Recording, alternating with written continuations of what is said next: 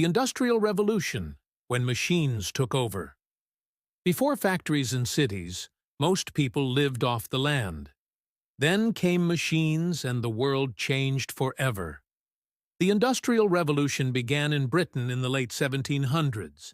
Steam engines powered textile mills, ironworks, and trains.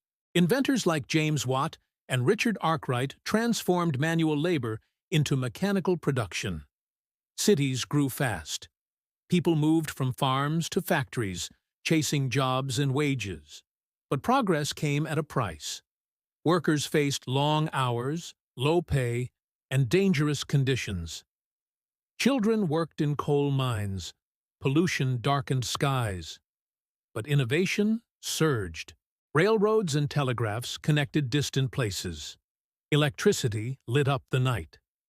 By the mid-1800s, the revolution spread across Europe, America, and beyond. It laid the foundation for modern capitalism, global trade, and the tech-driven world we live in today. So what started this unstoppable chain reaction? The Industrial Revolution wasn't just about machines.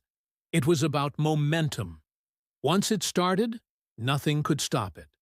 For more ways that you can bring history to life, visit our channel. That's 1 minute. See you tomorrow.